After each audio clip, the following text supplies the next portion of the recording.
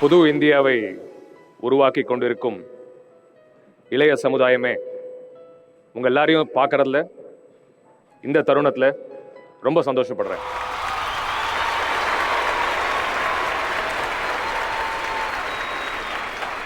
இங்கே இருக்க எல்லாருக்கும் மற்றும் ஜெயா டிவி நேயர்களுக்கு இனிய தீபாவளி நல்வாழ்த்துக்கள். இப்படி ஒரு நல்ல ப்ரோக்ராம் மூலமாக, சிறப்பு நிகழ்ச்சி மூலமாக, வாழ்க்கை வாழ்வதற்கே என்ற நிகழ்ச்சி மூலமாக உங்கள் எல்லாரையும் சந்திச்சதில் ரொம்ப சந்தோஷம். இந்த சந்தோஷம் அப்படின்னு நம்ம பேசுகிறோம் இல்லையா, ஏன் தீபாவளி அப்போ மட்டும்தான் நம்ம சந்தோஷமாக இருக்கணுமா? ஒரு நாளும் ஒரு நொடியும் நம்ம சந்தோஷமாக இருக்கணும், சந்தோஷத்தை பரப்பணும், இப்படியெல்லாம் நம்ம வாழணுன்றது என்னோட ஆசை.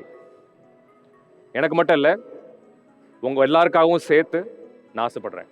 இந்தியா முழுக்க தீபாவளி கொண்டாடும் போது பட்டாசு வெடிக்கிறாங்க, தீபங்கள் கொளுத்துறாங்க, எல்லாம் சரி.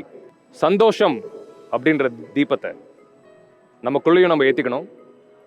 நண்பர்கள், உறவினர்கள் எல்லார்கிட்டையும் ஏற்றி நம்ம ஷேர் பண்ணி வாழ்க்கையை ஒரு சந்தோஷமான ஒரு ஸ்டார்ட்டுக்கு நம்ம உண்டாக்கணும். நண்பர்களே, இவ்வளோ பெரிய மேடை, இவ்வளோ அறிவார்ந்த இளைஞர்கள், இவ்வளோ உணர்ச்சி பூர்வமான இளைஞர்கள், இப்படி ஒரு தருணத்தை ஏற்படுத்தி கொடுத்ததுக்கு எக்ஸல் நிறுவனம், மதன் சார், சேர்மன் அவர்கள், ப்ளஸ் நிர்வாகிகள் எல்லாருக்கும் என்னோட நன்றியும் வாழ்த்துக்களும்.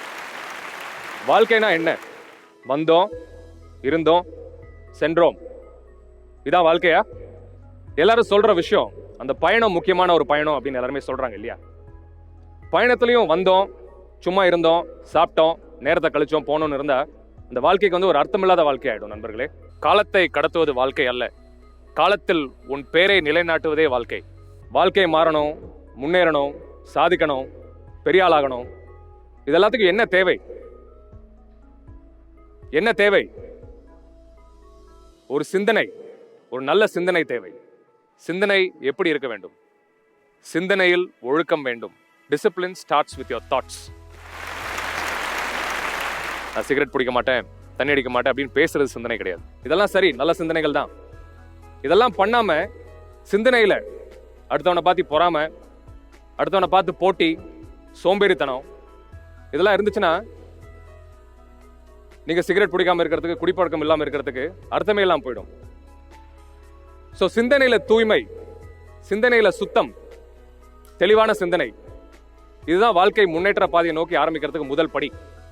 தெளிவான சிந்தனை, நல்ல சிந்தனை இருக்கிறவங்க நீங்க வாழ்க்கையை பார்த்தீங்கன்னா, அவங்க வாழ்க்கை பயணம் பார்த்தீங்கன்னா ரொம்ப சிறப்பாக அமையும்.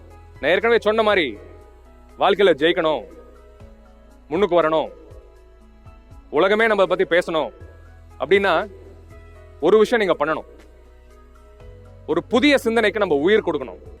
இந்த தருணத்துல ஒரு விஷயம் நான் சொல்லிக்கணும்னு நினைக்கிறேன். ஒரு நிறுவனத்தை பத்தி நான் பேசணும்னு நினைக்கிறேன்.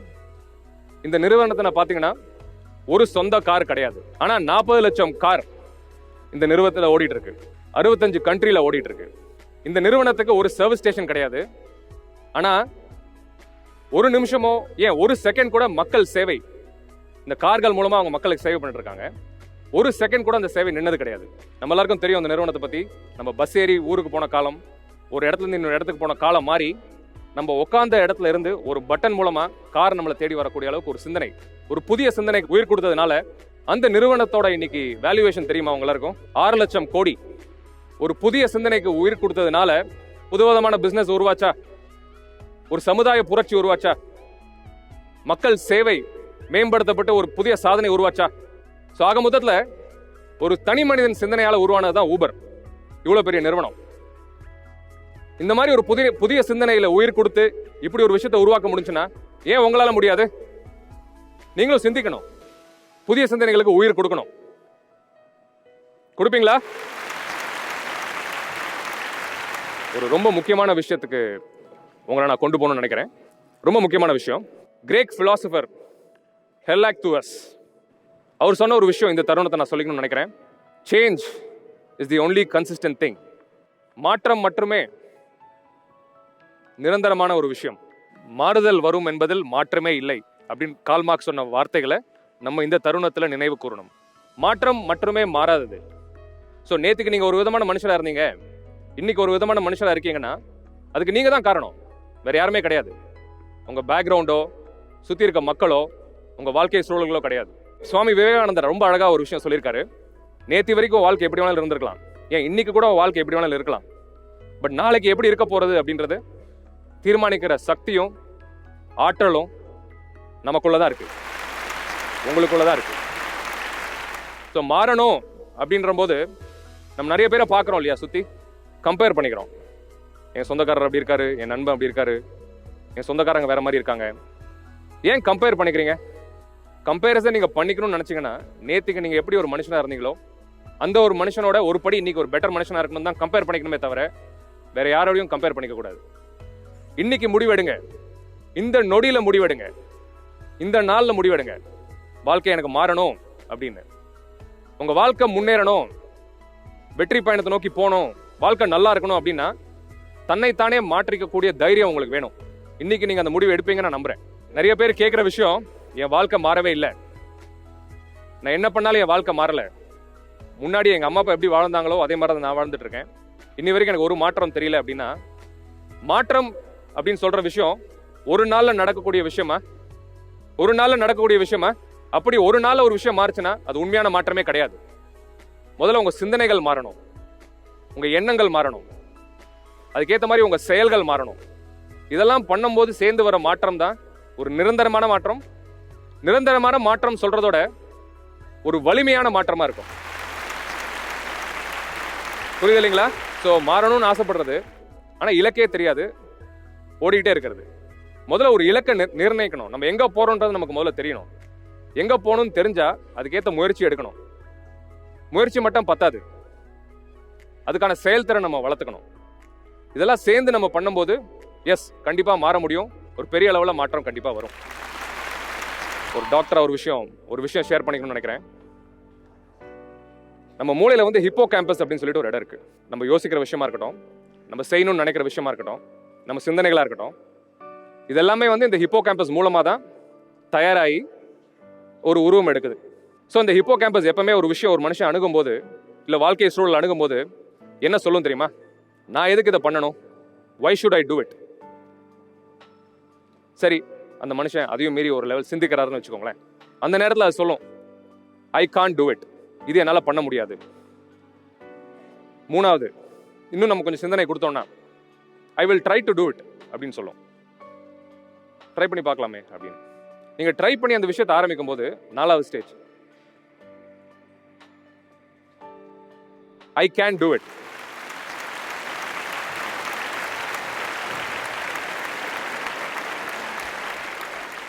என்னால் முடியும், ஐ கேன் டூ இட் அப்படின்னு சொல்லும் போது, அதை மீறி நீங்கள் சிந்திக்கும் போது ஐ வில் டூ இட், கண்டிப்பாக என்னால் பண்ண முடியும் அப்படின்னு சொல்லும். கடைசியாக ஹிப்போ கேம்பஸ் நமக்கு சொல்கிற செய்தி, ஐ டிட் இட், நான் செஞ்சுட்டேன், நான் முடிச்சிட்டேன். ஸோ மாற முடியாது, சாதிக்க முடியாது, ஜெயிக்க முடியாது, நான் படிக்கல, பேக்ரவுண்ட் இல்லை, சப்போர்ட் இல்லை, காசு இல்லை, இதெல்லாம் சொல்கிறவங்களுக்கு இந்த ஹிப்போ கேம்பஸோட மெக்கானிசம் புரிஞ்சிருக்கும் நான் நம்புகிறேன். ஒரு தீர்மானம் நீங்கள் பண்ணீங்கன்னா, உறுதியான ஒரு காரணம் உங்களுக்கு இருந்துச்சுன்னா கண்டிப்பாக உங்களால் ஜெயிக்க முடியும். உங்களுக்குள்ளேயே ஒரு பெரிய மாற்றத்தை உருவாக்க முடியும். அந்த மாற்றம் உங்கள் வாழ்க்கையை மாற்றும், கண்டிப்பாக மாற்றும். பைசா இல்லை டாக்டர், பேக்ரவுண்ட் இல்லை டாக்டர், காசு இல்லை டாக்டர், இதெல்லாம் சொல்கிறவங்களுக்கு ஒரு விஷயம் சொல்லணும்னு நினைக்கிறேன். இப்போ இருக்க காலகட்டத்தில் ஒரு குழந்தைய, ஒரு அம்மா அப்பா இருந்து ஒரு குழந்தைய உருவாக்குறதுன்றதே ஒரு பெரிய போராட்டம்.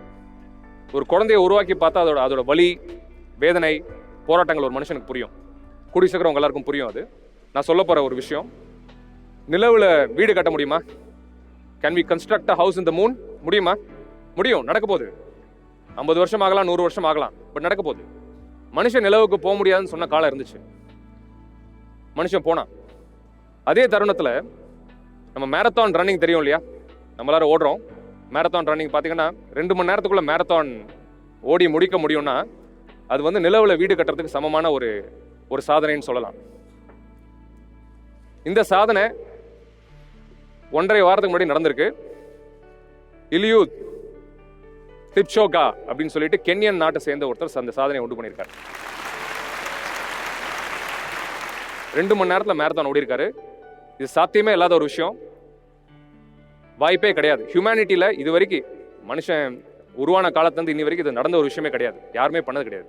சிம்பிளாக சொல்லணும்னா நான் சொன்ன மாதிரி நிலவில் வீடு கட்டுறதுக்கு ஈக்குவலான ஒரு விஷயம். முடிச்சதுக்கப்புறம் அவர்கிட்ட ஒரு கேட்ட ஒரு கேள்வி, எப்படி உங்களால் இது முடிஞ்சிச்சு?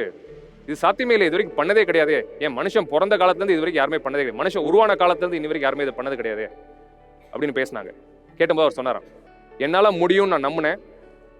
ஒரு மனுஷனாக பிறந்தா எதுவும் சாதிக்க முடியும், எதுவும் பண்ண முடியும். இதை செஞ்சு உலகத்தில் எதையும் சாதிக்க முடியுன்ற ஒரு நம்பிக்கை, ஒரு பாசிபிலிட்டியை வந்து உலகத்துக்கு காட்டணுன்றதுக்காக இதை நான் சாதிச்சேன் அப்படின்னு சொன்னார்.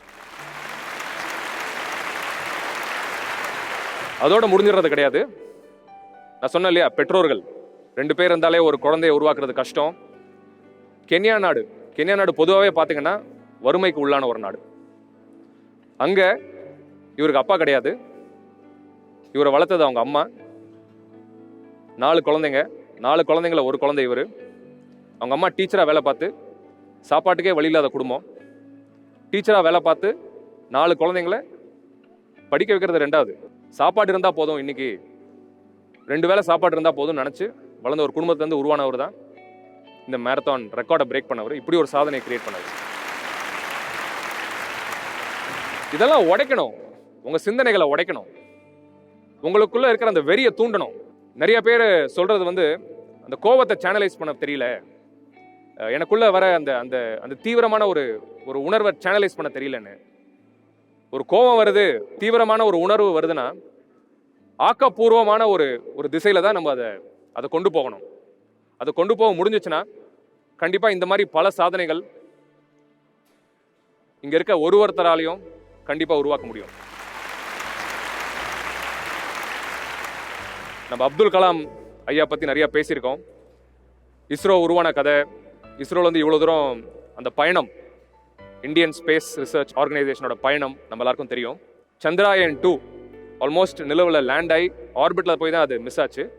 இவ்வளோ பெரிய ஒரு இலக்கை இன்னி வரைக்கும் நம்ம 50 வருஷ சாதனையில் இவ்வளோ தூரம் நம்ம வந்திருக்கோம்.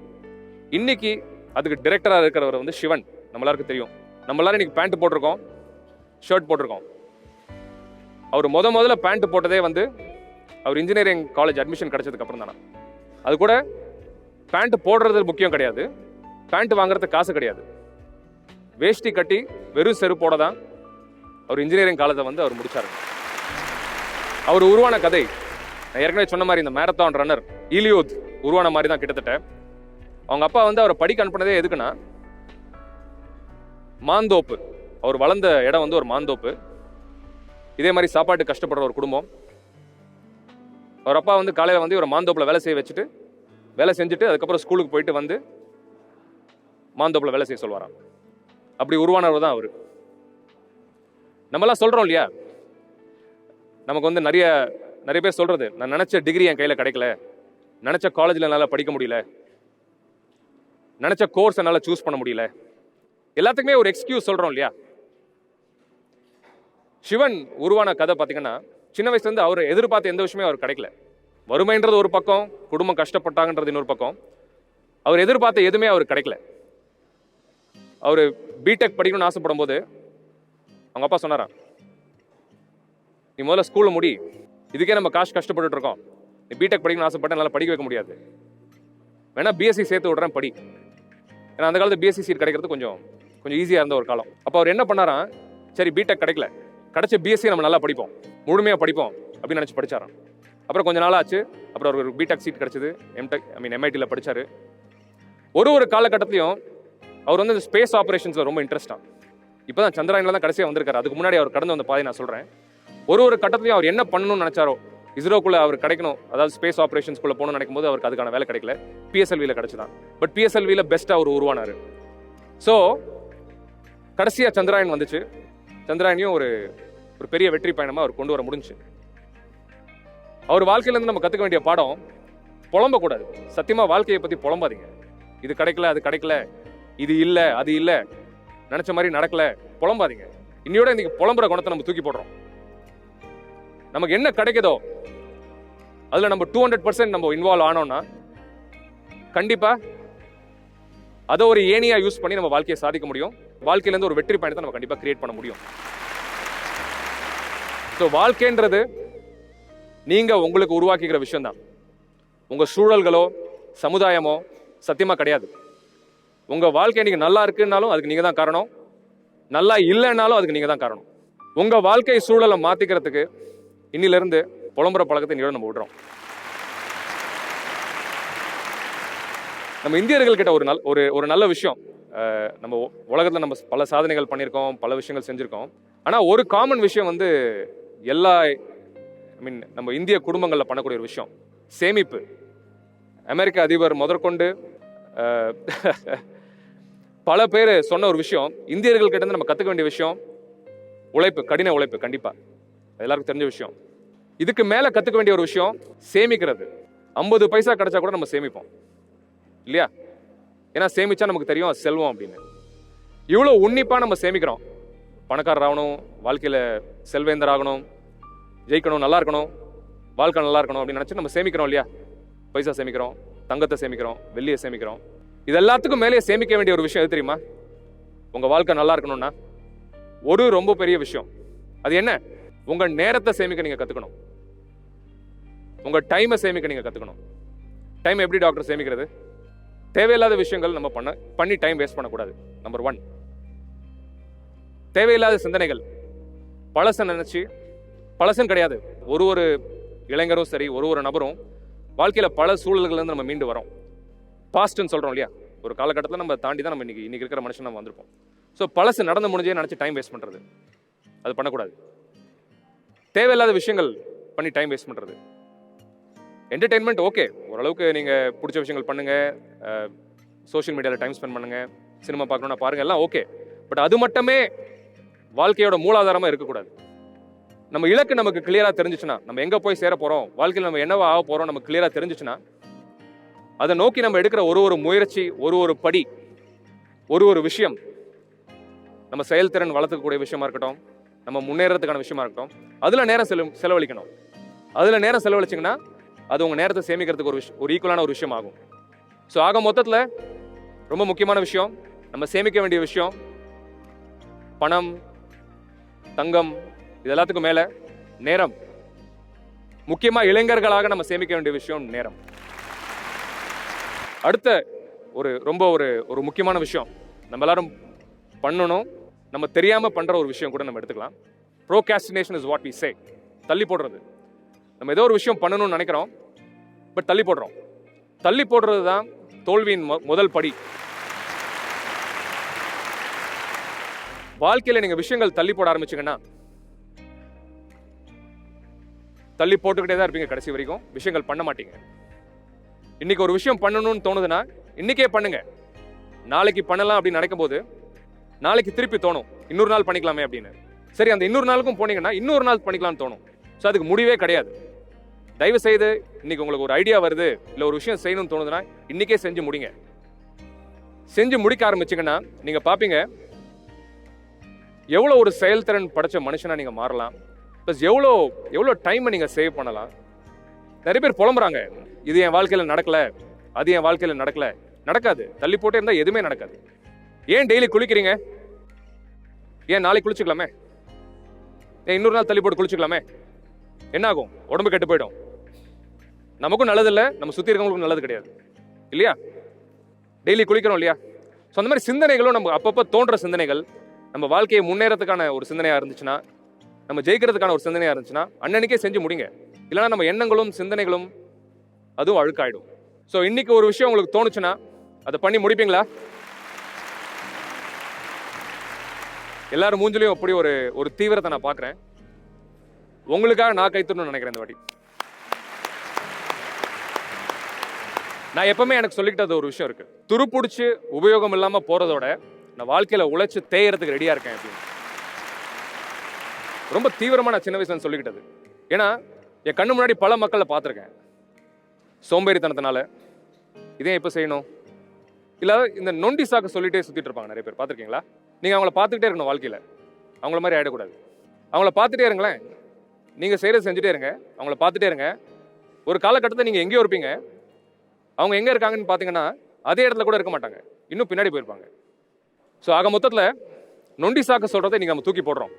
உழைக்க தயாராக இருக்கணும். நம்ம உழைச்சு நம்ம தேஞ்சு போனால் பரவாயில்ல, ஒண்ணுமே பண்ணாம துருப்பிடிச்சு போறதுக்கு அது எவ்வளவு better. I am Pungadi Babu. It was a great motivational speech. Thank you very much. It was full of vibrant இருந்துச்சு. லைக் நான் என்ன கேட்கணுன்னா, how to start the day doctor, அந்த சோம்பல் இல்லாமல் ஒரு மோட்டிவேஷனோட ஒரு உற்சாகமாக எப்படி வந்து நம்ம every day how to we start அப்படிங்கிறது please give us some tips. Poongodi அவங்க கேட்ட கேள்வி ரொம்ப அழகான கேள்வி. இது நம்ம எல்லாரும் தெரிஞ்சுக்க வேண்டிய ஒரு கேள்வி. டே நம்ம ஆரம்பிக்கும் போது எப்படி ஃப்ரெஷ்ஷாக ஆரம்பிக்கிறது டாக்டர், எப்படி நல்லா நம்ம நாளை கொண்டு போகிறது, ஆரம்பிக்கிறதுக்கு என்ன பண்ணணும்? அதாவது ஒரு மருத்துவராக நான் சொல்கிறேன், நம்ம தூங்கி எழுந்திரிச்ச உடனே அந்த முதல் 20 நிமிஷம் இருக்கு இல்லையா, நம்ம மூளை செயல்திறன் வந்து ரொம்ப கம்மியாக இருக்கும் சராசரியாக. செரட்டோனின், என்டார்ஃபின் அப்படின்னு சொல்லிட்டு சில ஹார்மோன்ஸ் இருக்குது. இது வந்து பிரெயினில் வந்து ஃபீல் குட் கெமிக்கல்ஸ்னு சொல்லுவோம். ஸோ அந்த கெமிக்கல்ஸ் வந்து சுரக்க ஆரம்பித்தாதான் நம்ம மைண்ட் ஆக்டிவ் ஆகிறதும் ஒரு சந்தோஷமாக ஒரு ஷார்ப்பாக நம்ம டே ஸ்டார்ட் பண்ண முடியும். அது எப்படி கொண்டு வர்றது? 2 விஷயங்கள். ஒன்று, எந்திரிச்ச உடனே முதல்ல நம்ம பண்ணுற விஷயம் எக்ஸசைஸாக இருக்கணும். பெருசாக பண்ண வேண்டாம், அட்லீஸ்ட் ஒரு 30 நிமிஷம் நடக்கலாம் வேகமாக. இல்லை 2வது ஒரு விதமான யோகா பயிற்சி, you can do it. So இந்த 2 விஷயங்களில் ஏதாவது ஒரு விஷயத்தோடு நம்ம நாளை ஆரம்பித்தா கண்டிப்பாக பயங்கர ஃப்ரெஷ்ஷாக டே ஸ்டார்ட் பண்ணலாம். டே ஃபுல்லாக ரொம்ப நல்லா ஆக்டிவாகவும் கொண்டு போக முடியும்.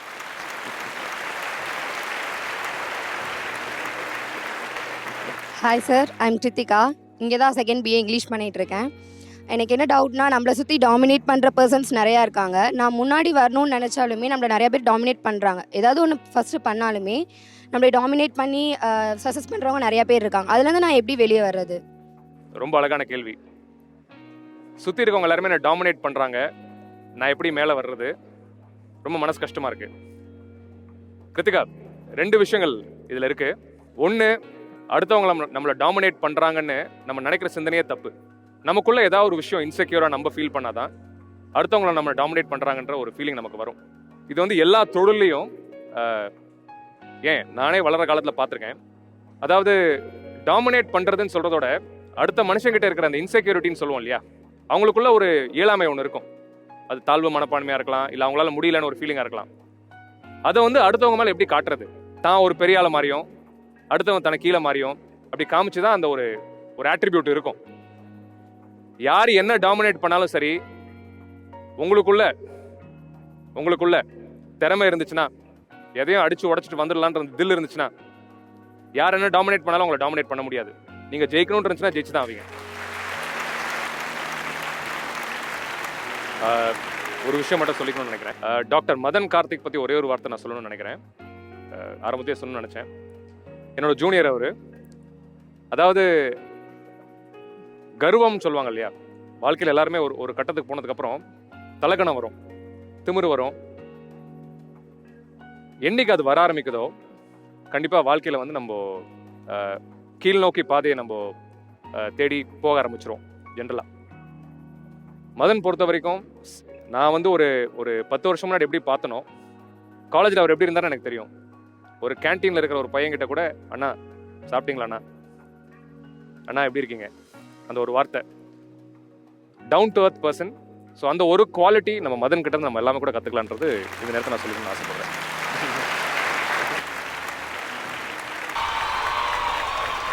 ஸோ இப்போ வந்துட்டு ஒரு டே வந்துட்டு ஃப்ரெஷ்ஷாக ஸ்டார்ட் பண்ணிடுறோம். நீங்கள் சொன்ன மாதிரி எக்ஸசைஸ் எல்லாமே ஸ்டார்ட் பண்ணிடுறோம். How to give happiness to another one. சந்தோஷத்தை வந்துட்டு நம்ம வந்துட்டு எடுத்துக்கிறோம், ஆனால் நம்ம வந்துட்டு அடுத்தவங்களுக்கு நம்ம எப்படி கொடுக்குறதுன்னு கொஞ்சம் எல்லாத்துக்கும் சொல்லிடுங்க. ஓகே, அருண் கேட்ட கேள்வி புரிஞ்சா எல்லாருக்கும்? நம்ம சந்தோஷமாக இருக்கிறோம், அதுக்கான வழி சொல்லிட்டீங்க. பட் அடுத்தவங்ககிட்ட நம்ம எப்படி சந்தோஷத்தை பரப்புறதுன்னு. இன்றைக்கி இருக்கிற காலகட்டத்தில் 99% மக்கள் சந்தோஷத்தை பரப்ப முடியாததுக்கு ஒரு காரணம், இது ஆய்வில் இருந்த ஒரு காரணம், முதல்ல அவங்க சந்தோஷமாக இல்லை. நம்ம சந்தோஷமாக இருக்கிறதுக்கான வழிகள், நமக்கு பிடிச்ச விஷயங்கள் நம்ம பண்ணி நம்மள ஒரு சந்தோஷமான ஒரு மனிதராக நம்ம, அதாவது வாழ்க்கையில் எவ்வளோ மோசமான அடி வந்தாலும் இக்கட்டான சூழல்கள் வந்தாலும் நான் சந்தோஷமாக தான் இருப்பேன் அப்படின்ற ஒரு தீர்மானத்துக்கு வந்து ஒரு சந்தோஷமான மனிதராக நீங்கள் ஆயிட்டீங்கன்னா, சந்தோஷம் கொடுக்குறதுன்றது ஒரு natural state of your being, நேச்சுரலாக வந்துடும். ஸோ நீங்கள் நேச்சுரலாக முதல்ல சந்தோஷமாக இருக்கிற வழிகள் பண்ணிக்கிட்டீங்கன்னா சந்தோஷத்தை பகிர்றது ரொம்ப easy. Give some tips or work-life balance. ரொம்ப அழகான கேள்வி வசந்த் கேட்டது. ஒர்க் லைஃப் பேலன்ஸ் இதை பற்றி நிறைய பேசுகிறாங்க, நிறைய கன்ஃபியூஷன்ஸ் இருக்குது. ஒர்க் லைஃப் பேலன்ஸ் அப்படின்றது வந்து ஒர்க் முதல்ல அந்த பகுதி, அப்புறம் லைஃப். ஓகே, இந்த கேள்வியில் வந்து 2 பாகங்கள் இருக்கு. ஒர்க் அப்படின்னு பார்க்கும்போது நமக்கு பிடிச்ச வேலைகள் பண்ண ஆரம்பிக்கும் போது, புரியுது இல்லையா, நம்ம பிடிச்ச ஒரு வேலை பண்ணுறோம், ஒரு தொழில் செய்கிறோம் அப்படின்ற போது நம்ம வந்து அந்த வெற்றி பயணத்தை நோக்கி போகிறதுன்றது ஒரு கொஞ்சம் ஈஸியான ஒரு விஷயம். தடங்கள் இருக்காது நான் சொல்ல வரல, தடங்கள் கண்டிப்பாக இருக்கும். பட் நான் ஏற்கனவே சொன்ன மாதிரி ப்ரையாரிட்டைஸ் பண்ண கற்றுக்கணும். நம்ம வாழ்க்கையில் நமக்கு என்ன வேணுன்றதை ப்ரையாரிட்டைஸ் பண்ண கற்றுக்கணும். நிறைய பேர் சொல்லுவாங்க நிறைய சம்பாதிக்கணும், நிறைய பணம் சேர்க்கணும், வீடு வாங்கணும், கார் வாங்கணும். யாருக்காக வாங்குறீங்க? குடும்பத்துக்காக தானே. ஸோ அந்த ஓடுற காலத்தில் குடும்பத்தை தொலைச்சிட்டு அப்புறம் கடைசியில் எல்லாம் சேர்த்ததுக்கப்புறம் குடும்பம் வேணும்னா அது நடக்காது. ஸோ ஆரம்பத்திலேயே நம்ம ஜேர்னி முடிச்சு நீங்கள் வேலை ஆரம்பிக்கிறீங்களா, இல்லை ஒரு தொழில் ஆரம்பிக்கிறீங்களோ, எது பண்ணாலும் சரி, ஆரம்பத்திலிருந்தே உங்கள் குடும்பத்தை பேரலாக நீங்கள் கொண்டு போகிற ஒரு ஜேர்னியை கொண்டு வரணும். உங்கள் ஃபேமிலி மெம்பர்ஸை நீங்கள் பண்ணுற தொழிலையோ நீங்கள் செய்கிற வேலையிலையோ இன்வால்வ் பண்ணுவீங்க, இன்டெரக்டாவோ டிரெக்டாவோ. இது வந்து நம்ம காலங்காலமாக பல நூறு பல ஆயிரக்கணக்கான வருஷங்கள் கூட சொல்ல நம்ம இந்திய கலாச்சாரத்தில் இருக்கக்கூடிய ஒரு விஷயம். ஃபேமிலியை இன்வால்வ் பண்ணுறதுனால 2 விஷயங்கள். ஒன்று, உங்களுக்கு அடிக்குவேட் சப்போர்ட் ஒர்க்கில் கிடைக்குது. 2வது, there is adequate balance in your life also. So எதை நோக்கி ஓடுறன்றதை முதல்ல ப்ரையாரிட்டைஸ் பண்ணுங்கள். 2வது, முடிஞ்ச அளவு உங்கள் ஃபேமிலியும் ஜேர்னியில் கூட சேர்த்து கொண்டு போங்க. 3வது, ஆரம்பத்தில் இருந்தே ஃபேமிலி டைமை பிளான் பண்ணணும். This is the point Vasanth. ப்ராப்ளத்தில் இருக்கும்போது அந்த ப்ராப்ளத்துக்கு நிறைய பேர் சஜஷன் கேட்குறது கரெக்டாக தப்பா சார்? ஏன்னா கேட்டால் 4 பேர் 4 விதமாக சொல்கிறாங்க. அது டிஃப்ரெண்ட்டு, அது சரியாக புரிய ஒரு டெசிஷன் எடுத்துகிட்டு அந்த டெசிஷனை கரெக்டாக ஃபாலோ பண்ணி போகிறதுக்கு நிறைய பேர் சஜஷன் கேட்குறோம். பட் அவங்க ஒவ்வொருத்தவங்க ஒவ்வொரு விதமாக சொல்கிறாங்க. எதுனே கரெக்டாக பண்ண முடியல சார். அது மைண்டில் ரொம்பவே டிஃப்ரெண்ட்டாக இருக்குது ஆக்சுவலாக. அதான் அதுக்கு ஒரு இது நீங்கள் கொடுத்தீங்கன்னா. இது முக்கியமாக இளைஞர்களுக்கு ரொம்ப ஒரு தேவையான ஒரு கேள்வி. 4 பேர் 4 விதமாக சஜஷன் சொல்கிறாங்க. எதை கேட்குறது, எப்படி கொண்டு போகிறது? நம்ம ஒரு பிரச்சனையில் இருக்கோன்னு வச்சுக்கோக்கண்ணா, அதே மாதிரி பிரச்சனையை ஃபேஸ் பண்ணவங்க சில பேர் இருப்பாங்க, அதை சரியாக கையாண்டவங்க சில பேர் இருப்பாங்க, சரியாக கையாளாதவங்க சில பேர் இருப்பாங்க. சரியா? ஸோ நம்ம நாட்டில் ஃப்ரீயாக கிடைக்கிற முதல் விஷயம் அட்வைஸ். ஸோ எல்லாரும் சொல்கிறது கேட்கணும்னு அவசியம் கிடையாது. நீ இருக்கிற சூழல், நீ என்ன பிரச்சனையில் இருக்கியோ அந்த மாதிரி பிரச்சனையை யார் கையாண்டுருக்காங்கன்றது முதல்ல கண்டுபிடி. 2வது, நான் சொன்ன மாதிரி ஒரு பிரச்சனையை கையாளுறவங்க வந்து ஒன்று சரியாக கையாண்டுருக்கலாம், சரியாக கையாளாமல் போயிருந்திருக்கலாம். புரியுதா? ஸோ அந்த சரியாக கையாண்டு அதுலேருந்து வெளியே வந்து சந்தோஷமாக இருக்கிறவங்க, இல்லை அதுலேருந்து வெற்றியாளர் ஆனவங்க கிட்ட நீ உன்னோட சஜஷனை கேட்டுக்கணும், எல்லார்கிட்டையும் கேட்கக்கூடாது. Sir, myself S Vasanthakumar sir, first year BSMS படிக்கிறேன் சார். இப்போ வந்து நம்ம 100% ஒரு ஒர்க்கில் வந்து 100% எஃபோர்ட்டோட ஃபுல் ஹார்ட் ஒர்க் கொடுத்துருவோம் சார். அதில் அந்த சக்ஸஸுக்கு முன்னாடி ஒரு சின்ன ஃபெயிலியர்னா கூட அதை ஃபேஸ் பண்ண முடியல சார். அதை எப்படி சார் நம்ம ஃபேஸ் பண்ணுறது? இதுவும் ரொம்ப அழகான ஒரு கேள்வி. அதாவது முதல்ல சொல்லிக்கிறேன், இவ்வளோ அழகான கேள்விகள் கேட்குறது உங்கள் எல்லாருக்குமே வந்து ஒரு என் மூலமாக ஒரு கைத்தட்டிக்கிறேன்.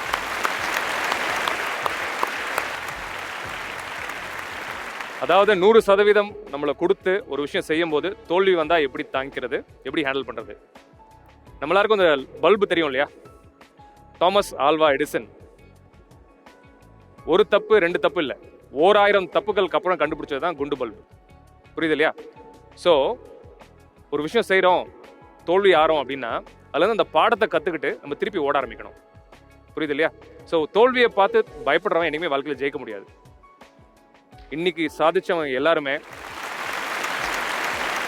நான் 100% மக்கள் சொல்வேன், எல்லாருமே பல தோல்வியை அவங்க வாழ்க்கையில் பார்த்தவங்க தான். ஸோ தோல்வின்றது தோல்வின்னு பார்க்கக்கூடாது, அது வந்து ஒரு சேலஞ்ச். அதுலேருந்து நம்ம என்ன கற்றுக்க முடியும்? ஓகே, அதுலேருந்து இப்போ ஒரு விஷயம் செய்கிறோம், தப்பாயிடுச்சு, அதுலேருந்து நம்ம என்ன கற்றுக்க முடியும்னு கற்றுக்கிட்டு அடுத்த ஸ்டெப்பை நோக்கி போயிட்டே இருக்கணும். தோல்வியை பார்த்து முதல்ல பயப்படக்கூடாது. சரியா? என்னுடைய பேர் வந்து கேபி சரவணன், நேஷ்னல் பப்ளிக் ஸ்கூலோட சேர்மன் நான். எனக்கு முடியும் முடியாது ரெண்டுக்கும் உள்ள வித்தியாசம் என்ன சார்? ரொம்ப அழகாக கேட்டார், ஷார்ட்டாக கேட்டார். முடியும் முடியாது இது ரெண்டுத்துக்கும் என்ன வித்தியாசம் சொல்லுங்கள் சார் அப்படின்னு. இதுலேயும் 2 பாகங்கள் இருக்குது. முடியாது அப்படின்ற ஒரு விஷயம், யாரோ ஒருத்தங்க முடியாதுன்னு சொல்கிறாங்க, சமுதாயம் சொல்லும், சொந்தக்காரங்க சொல்லலாம், சுற்றி இருக்கவங்க யார் வேணாலும் சொல்லலாம், முடியாது அப்படின்னு சொல்கிறாங்க இல்லையா? அதை நம்பாமல் நீங்கள் உங்கள் மேலே நம்பிக்கை வைக்கிறீங்க இல்லையா? அதுலேருந்து ஒரு அவுட்கம் வருது இல்லை, அதுதான் முடியும். முடியாது இது ரொம்ப முக்கியமான விஷயம். நல்ல காலேஜில் படிச்சிருக்கோம், நல்ல டிகிரி இருக்குது, நல்ல பேக்ரவுண்ட் இருக்குது, நல்ல ஃபேமிலி சப்போர்ட் இருக்குது, ஏன் எல்லாமே இருக்குது வாழ்க்கையில், ஏன் எல்லாத்துக்கு மேலே உயிர் இருக்குது, கை கால் இருக்கு, மூளை இருக்கு. ஆனால் நம்ம மேலே நமக்கு நம்பிக்கை இல்லை. ஒரு விஷயம் செய்யணும்னு நினைக்கிறோம், முடியாதுன்னு நமக்கு சொல்லிக்கிறோம் இல்லையா, அதான் முடியாது. நீங்க வந்து இப்போ இந்த நிலமையில இருக்கீங்கன்னா நீங்க ஒவ்வொரு ஸ்டெப்பா எடுத்திருப்பீங்க. அது வந்து நீங்க எவ்வளோ ஃபீல் பண்ணியிருந்தீங்க, எவ்வளோ ஹார்ட் ஒர்க் பண்ணீங்க அப்படிங்கிறத பத்தி கொஞ்சம் சொல்லுங்க சார். எவ்வளோ ஹார்ட்ஷிப்ஸ் ஹேண்டில் பண்ணீங்க, வருத்தப்பட்டீங்களா, கஷ்டப்பட்டீங்களா, அதுலேருந்து வந்தீங்களா? நானும் கிடையாது, வாழ்க்கையில் சாதிச்ச எல்லாருமே நான் சொன்ன மாதிரி பல அடிகள், பல ஏளனங்கள், பல உதைகள் எல்லாம் தாண்டி வந்தால் தான் சாதிக்க முடியும். இது என் வாழ்க்கையில் நடந்திருக்கான்னா இப்போ கிடையாது, ஸ்கூல்லேருந்தே நடந்திருக்கு எனக்கு பல காலகட்டத்தில். நான் இப்போ ரீசெண்டாக ஜேர்னி சொல்கிறேன். இந்த ஸ்ட்ரென்த் இந்தியா மூவ்மெண்ட் ஜேர்னி ஒரு 6 வருஷ ஜேர்னி. டாக்டர் ஆகி ப்ராக்டிஸ் சக்ஸஸ்ஃபுல்லாக போயிட்டு இருக்கும்போது உனக்கு பேஷன்ஸ் பார்க்கவே நேரம் கிடையாது. நீ எதுக்கு ஸ்ட்ரென்த் இந்தியா மூவ்மெண்ட் பண்ணுற? மக்களுக்கு நீ ஏன் நல்லது செய்யணும்? ஏளனப்படுத்தினவங்க இருக்காங்க. ஏன் நல்லா சம்பாதிக்கலாமே, நல்லா வசதி வாய்ப்போட நல்லா இருக்கலாமே, ஏன் இந்த வீடியோஸ் எல்லாம் பண்ணி மக்களுக்கு நீ நல்லது சொல்கிற? ஸோ ஒரு கட்டத்துலையும் நான் எது பண்ணணும்னு நினச்சனோ எல்லாத்துக்குமே வந்து ஏளனம், இழிவு, கிண்டல் பண்ணவங்க, கேலியாக பேசினவங்க எல்லாமே இருந்தாங்க, இருக்காங்க, இன்னும் இருப்பாங்க, வளர இன்னும் இருப்பாங்க. யார் முதல்ல என்னை கிண்டல் பண்ணாங்களோ, நான் ஒரு வளர்ச்சி படி எடுத்து வைக்கும்போது யாரெல்லாம் என்னை கேவலமாக பேசினாங்களோ, யாரெல்லாம் கிண்டல் பண்ணாங்களோ, இன்றைக்கி முதல்ல ஒரு வீடியோ ரிலீஸ் ஆகுது, இல்லை நான் எங்கேயா ஸ்பீச் போகிறேன்னா முதல்ல காண்டாக்ட் பண்ணி அந்த வீடியோஸ் கேட்குறதும் சரி, ஏன் எனக்கு வீடியோ அனுப்பலை, நீங்கள் அங்கே ஸ்பீச் கொடுத்தீங்களா என்கிட்ட சொல்லலை, என்ன என்கிட்ட பேச மாட்டேங்கிறீங்க அப்படின்னு கேட்குற ஆட்கள் அவங்க தான். ஸோ கஷ்டங்கள் இருக்கும், அதை நம்ம எதிர்கொள்றதுக்கு நம்ம தைரியமாக இருக்கணும், வேற வழியே கிடையாது.